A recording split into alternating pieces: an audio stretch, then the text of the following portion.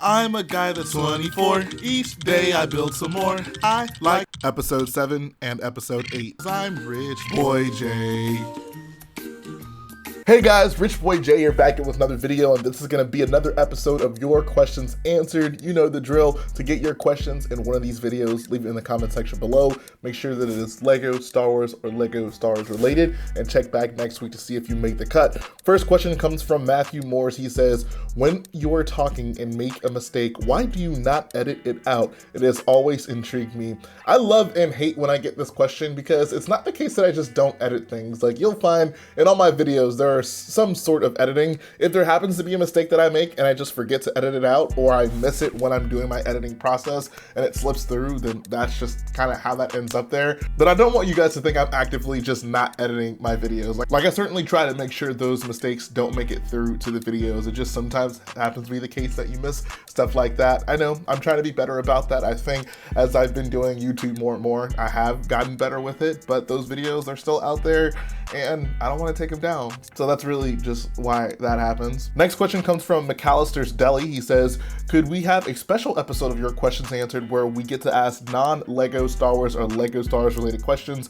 Obviously it makes sense because that's what your channel is centered around, but I'd like to see you mix it up, keep up the good work. So I've actually been thinking about this, and you know what I'm actually going to do moving forward? I'm going to open up Your Questions Answered to actually be any types of questions. Obviously I'll keep them Lego Star Wars related for the most part, but if you guys have just questions that aren't really about those things that you'd like to ask, I think I'll maybe do like one off-topic question a week. So you can go ahead and post those in the comment section below, and I'll choose one for next week, and we'll see kind of how that goes. Maybe people will be interested in hearing my perspective on things not Lego related. Who knows? Next question comes from Legolicious1403. He says, would you ever get a pet, and what would you call it?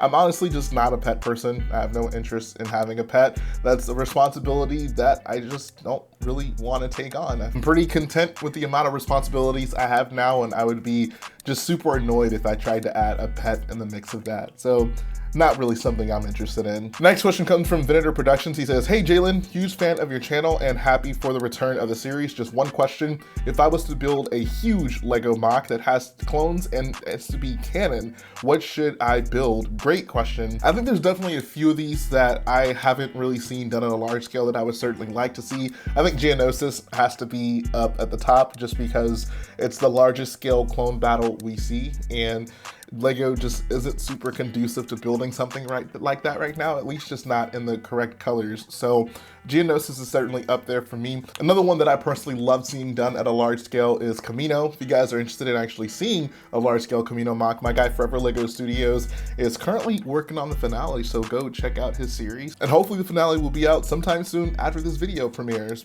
And lastly, I think one that's actually kind of interesting is today in the Clone Wars episode, you guys can skip forward like 30 seconds if you don't want any spoilers if you haven't seen the episode. But basically at the beginning of the episode, there's a giant battle happening on a bridge. I won't go too in-depth about it, but I think it looked awesome and it would definitely make a really cool Lego mock. Next question is from TechBot22. He says, what's your favorite part about doing YouTube? Mine is the community and making friends. I think the community is absolutely one of the best parts of this. Getting to share creations with people is like the coolest thing ever. Like, I think about my interest in Lego and, you know, how much of that I actually get with people who are near me or in my vicinity, and it's not often. Like, I was very fortunate to find Garrett, and, you know, we're still cool. I can share my Lego Star Wars interests with him, but outside of him and like John Cena, there really aren't too many people I have nearby who share the passion that I have for Lego and Lego Star Wars specifically. So having the community that you can like get inspiration from, that you can even inspire, that you can share your builds with, that you can communicate with, you can talk to about Lego Star Wars, all those things are just awesome. I feel like I'm constantly communicating with people in this community about Lego Star Wars, and that makes me very happy. Next question is from Blue Brick. He says, what are your thoughts on the High Republic publication series coming out?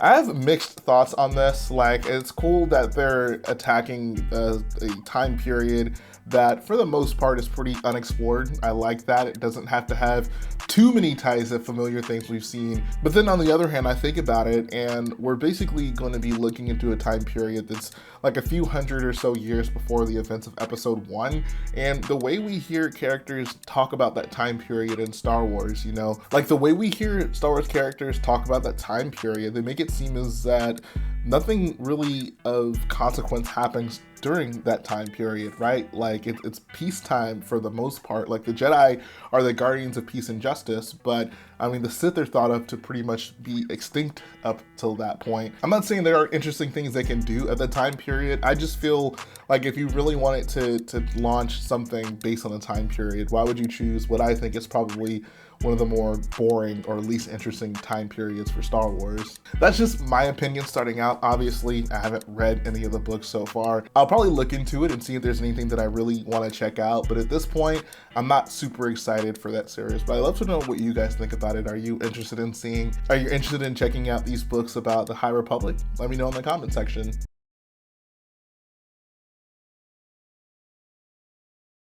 All right, the last thing I wanted to talk about in this video is the new Clone Wars episode. We have finally reached the Siege of Mandalore arc. I know a lot of people have been excited about it. The first episode came out today, and I think it certainly didn't disappoint. Like, it was easily the most interesting thing we've seen this season so far. I love that it feels important, it feels heavy, it feels significant, and I think that's what you want for the final season. I didn't think the other two arcs were bad per se, but I just wasn't really feeling the weight of them. They didn't necessarily seem worthy of what is essentially the last group of episodes for the Clone Wars. So I think this episode nailed that right out of the gate, from the presentation of having the standard Star Wars like opening song, and the presentation overall, just it feels right. It feels important. As for things that I liked about the episodes, seeing Anakin and Ahsoka kind of come back together was great. I love their interactions. I thought they actually played that out pretty well. I liked Obi-Wan's place in the entire dynamic. He obviously has personal ties to Duchess Satine, but he's trying to be level-headed and deciding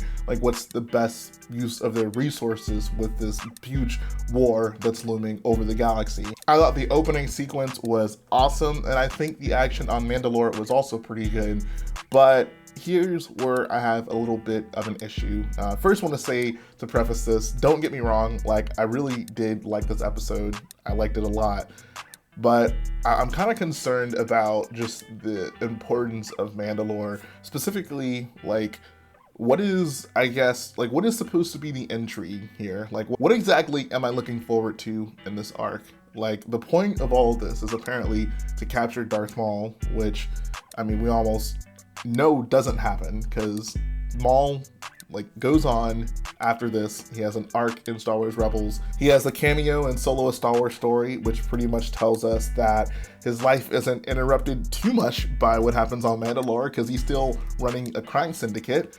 We know Ahsoka lives on past this. She goes on to become Fulcrum and help out the Rebels, which I think kind of creates a problem for this, right? Like the big point of interest, at least from what I gathered from the trailers and even just with how this episode ended, is, you know, the interactions, the battle that's going to happen between Ahsoka and Maul. But we know both of those characters live. We know they both go on from this pretty much unscathed. So that makes me think then, like, what exactly am I excited about for these last few episodes? I think seeing Order 66 play out from different perspectives is probably the biggest thing that I'm looking forward to seeing. But other than that, not really much. I mean, I'm sure the action will be fantastic. I'm sure the battle will be interesting to see. But in terms of just like this conflict of the Clone Wars mostly coming to a close in this film, I feel like Mandalore is just a weird place for this all to end, at least for the show. Like, I get that capturing Maul is important for the people of Mandalore, and obviously the Jedi, at least Obi-Wan, has kind of a personal stake, personal interest in seeing that happen. But in terms of just the overall conflict, it just seems kind of inconsequential to the grand scheme of things, especially given we know exactly where these characters move on after this. So I think about it a little bit, and I figure if they had instead decided to focus maybe on what's going on Coruscant exclusively, like how does Grievous actually capture the Chancellor? Like, is the Chancellor in on that plan? Like, these are questions that kind of come from episode 3, where it's like obviously, you know, Palpatine and Dooku were in cahoots, but like, did Grievous know about that? Like, did Chancellor agree to be captured? Like, what exactly was going on there? Like, did Dooku know that he was going to be betrayed by the Chancellor? Did he basically agree to sacrifice himself, or was that a total surprise to him? I just feel like our time could be better spent focusing on things that are more related to episode 3 and the grand scheme of things. Like, I don't know, Mandalore just feels kind of small scale to me when I'm thinking about, you know, the Clone Wars coming to a close. But that's just how I feel about it. Like I said, I still enjoyed the episode. I had no issues with the episode and how it was formed. I'm just kind of thinking about this on a grand scheme. And I know like there are plenty of people who are, you know, super excited to see Mandalore. I'm just not quite feeling that yet. So I'd love to get you guys' perspective on this. But that's going to finish things up. If you guys like what I do, go ahead, support the video by hitting the like button, support the channel by smashing that subscribe button. And I'll be back again very soon.